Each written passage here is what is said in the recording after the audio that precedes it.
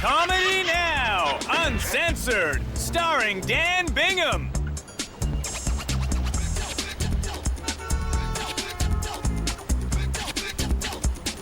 Please welcome Dan Bingham.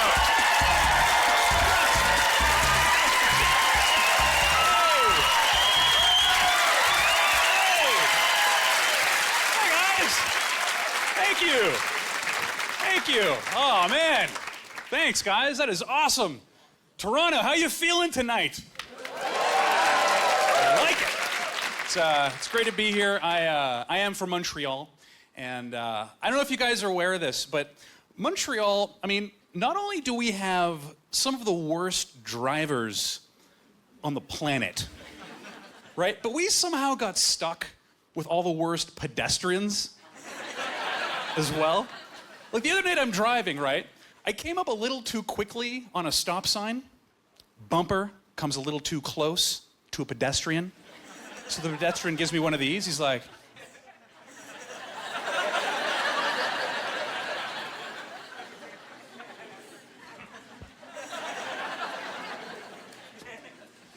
so I ran him over. So I roll over pedestrians. But it's good to be here. It's one of the best things about being a comic is I get to travel a lot. I was out in Vancouver not too long ago, and which is a very beautiful place, right? But I mentioned this to another audience in Montreal, and somebody actually yelled out at me. They're like, Vancouver. They're nothing but a bunch of granola-eating tree huggers. What am I supposed to say to that? I'm like, yeah. Fuck them. Eating healthy and loving the planet like that. What a bunch of assholes. Yeah, they should try to be more like us in Montreal. Bunch of poutine-eating chain smokers. Yeah. More like us. Bunch of smoked meat sandwich-eating pigeon kickers. I mean, what kind of cynical world do we live in where we call somebody a tree hugger like it's a bad thing, right? I mean, no one hates those two things individually. It's like trees, beautiful. Hugs, adorable. Together, oh, what a dick!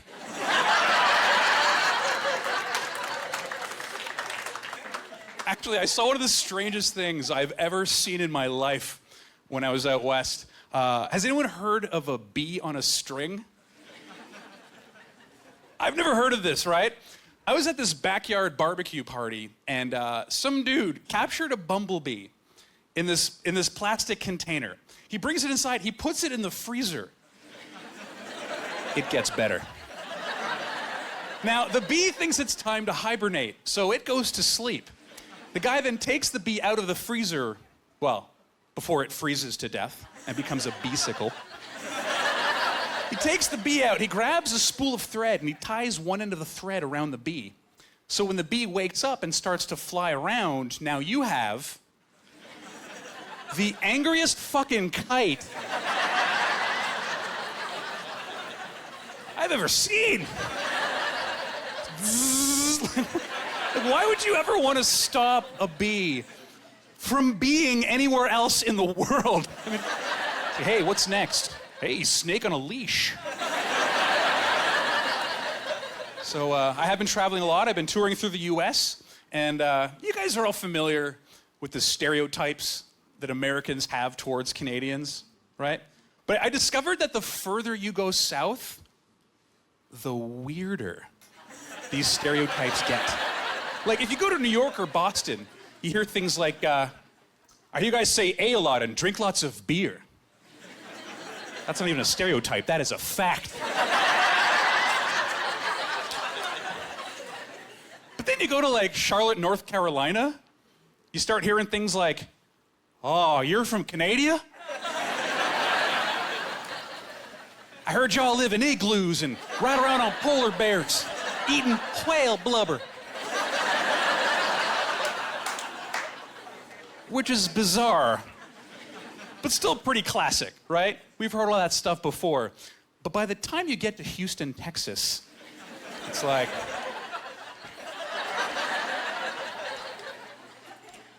I heard every time a beaver takes a dump into a hockey helmet, a Canadian is born.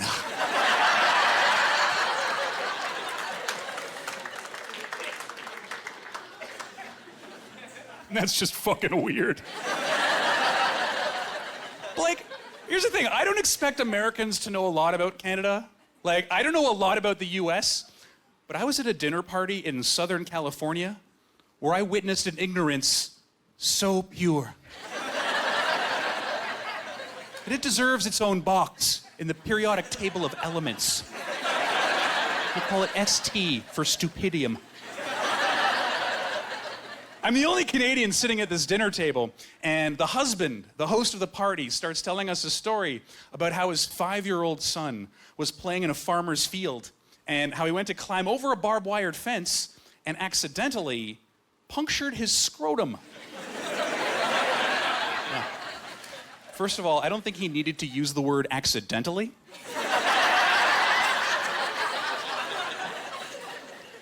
Yeah, we get it.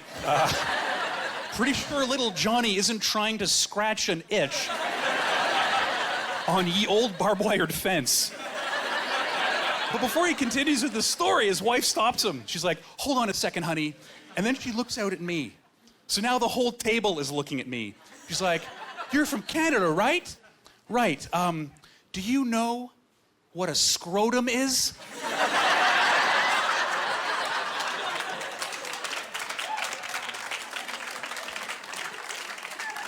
Yeah, scrotum. Isn't it that bag I dipped in the water to make everyone's tea?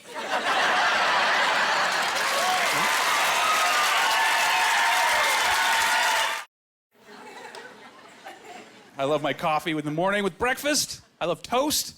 Actually, I was out shopping for a new toaster recently, and I don't know if you guys are aware of this, but there have been amazing advancements in toaster technology. Did you know there is now a cancel button on toasters? Yeah, right beside that little dial that controls how dark you want your bread to be, there's a button. Cancels the entire toasting process before it's too late.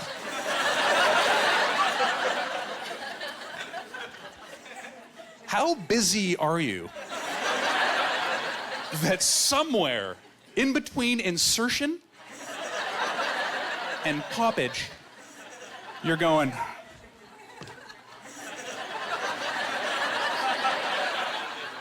"This is fucking ridiculous. Honey, you want to cancel that toast for me?"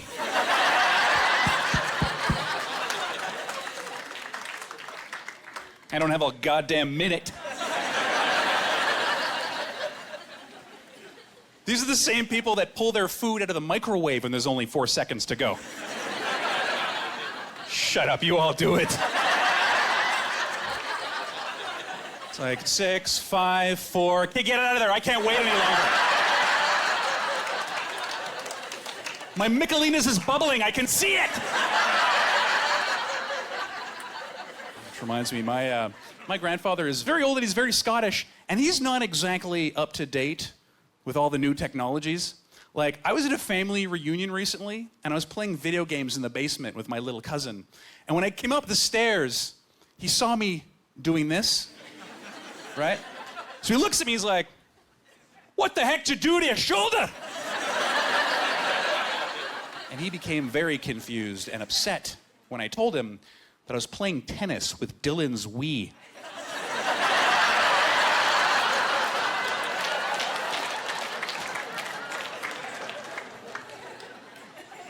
"You're a sick bastard, do you know that?" "Just go down there, Grandpa. He'll show you how to use it." He's got like all kinds of great games you can play with that thing. So I love video games. I also love superheroes. I think my favorite superhero is Batman. Yeah. His superpower is money.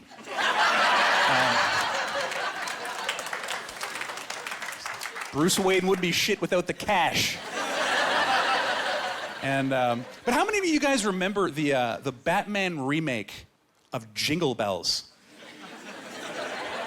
Jingle bells, Batman smells. Batmobile lost its wheel. Hey! Oh, it's very cute. And it's very clever. But does it not bother anyone that Robin laid a fucking egg?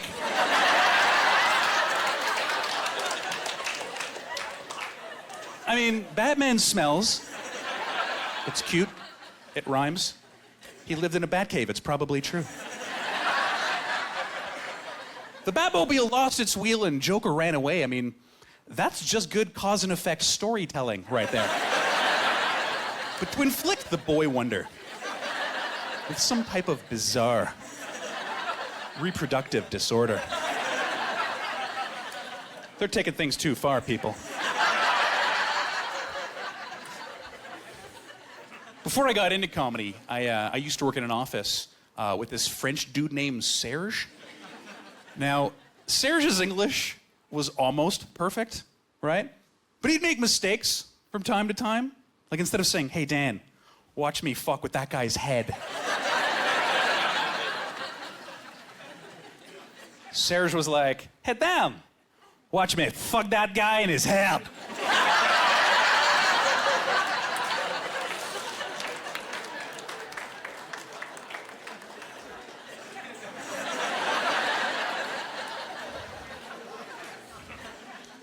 I think I'll pass, dude. I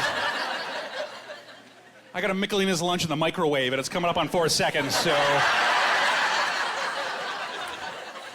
It's like minor difference in phrasing, major difference in mental imagery.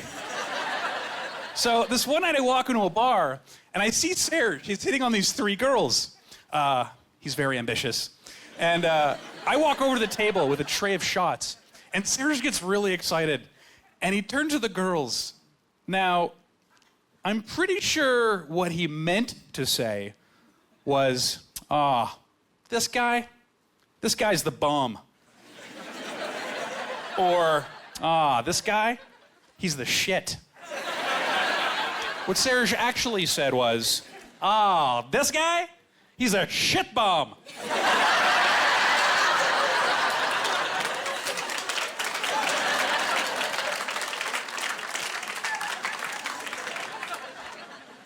Thank you, Serge.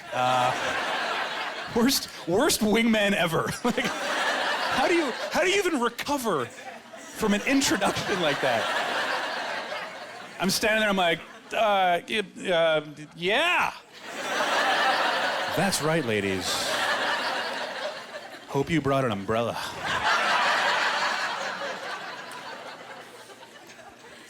So to get him back, I was like, hey, Serge, why didn't you tell us about that guy you fucked in the head?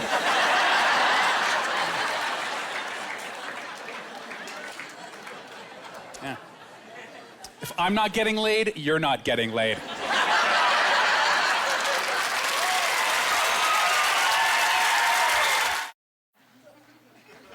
I once dated a girl who was a horseback riding instructor, and for some strange reason, whenever I would tell guys that I was dating a horseback rider, they'd always say the same thing to me. They're like, nice.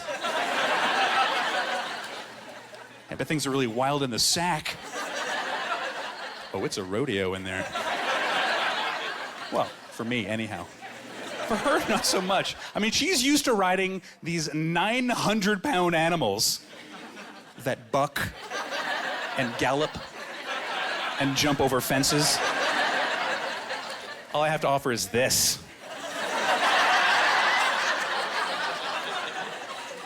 It's my big move right there. Never won a blue ribbon doing this. I apologize, sir. This is nothing personal. It's just bad seating. I mean, that had to be frustrating for her. I mean, that's kind of like taking a race car driver, putting her behind the wheel of a Zamboni. But it was intimidating for me because when she was on top, she was riding like there's money on us at the off tracks.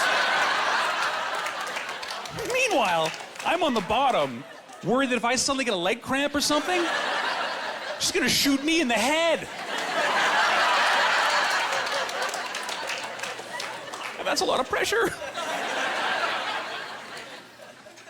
So I had a very strict Irish Catholic upbringing. My mother is very religious.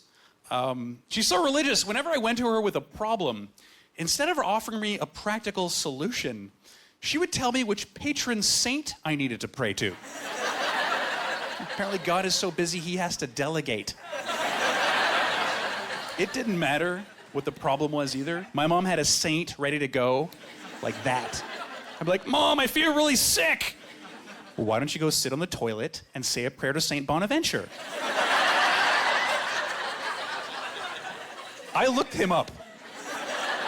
He's a real dude. And he's not just the patron saint of being sick in general, but bowel movements specifically. Talk about a shitty gig. How do you even become the patron saint of bowel movements anyways? Like, what miracles did this guy perform? Did his face suddenly appear in a roll of toilet paper in the desert? Did he transform water into diarrhea? That's not even a miracle, that's a trip to Mexico. So, but my mother, she definitely did her best to give me a good education. And when I was a kid, she sent me to Terry Fox Elementary School. And I'll never forget my first day in kindergarten. I walk into class, and there's a giant mural of Terry Fox on the wall, running, being followed by a police car. Now, here's the thing. Terry Fox is a great Canadian hero. And his story is a story about courage, overcoming obstacles, and the triumph of the human spirit. When you're 10, when you're 5, that is a horrifying story. I remember asking my kindergarten teacher, I'm like, Miss, why is that man with the robot leg being chased by the cops? Is he a Decepticon?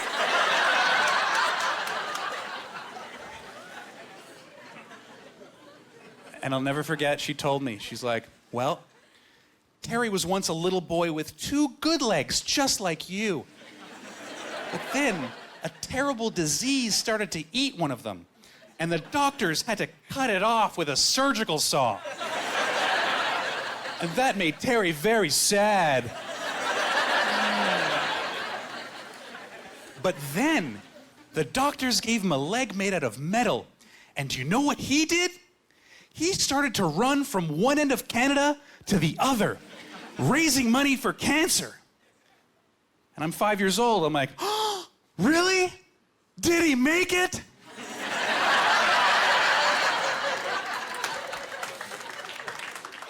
Yeah, no, he didn't make it. He got as far as Thunder Bay, where the cancer spread to his lungs and he died. Dreams don't always come true. Welcome to Terry Fox Elementary, kid.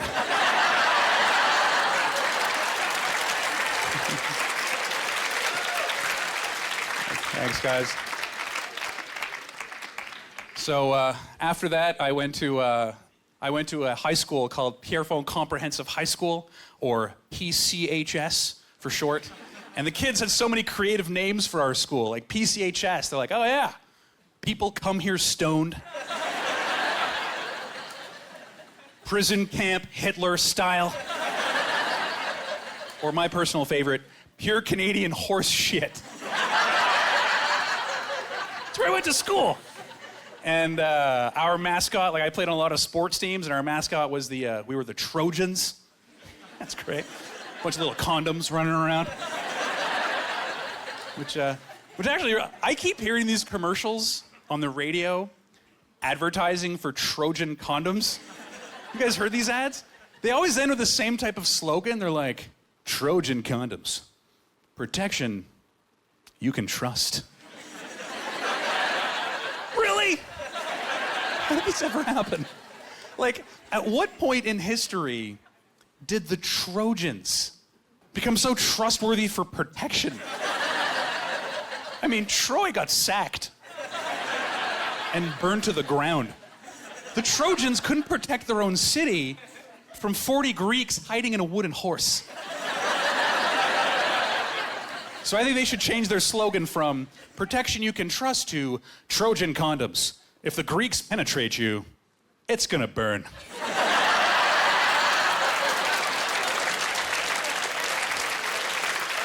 It's gonna burn, people.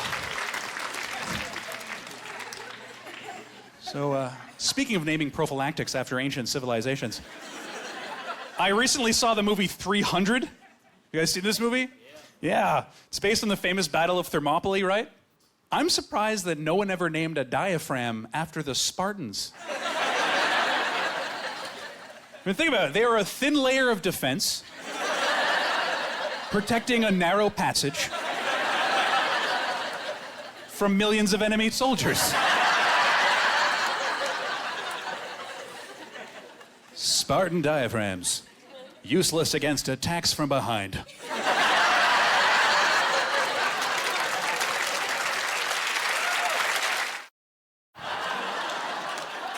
Thanks a lot, guys. You've been an awesome crowd. We'll see you again soon. Bye-bye. Cheers, guys. Ladies and gentlemen, Dan Bingham. Thanks, guys. You were awesome. Cheers.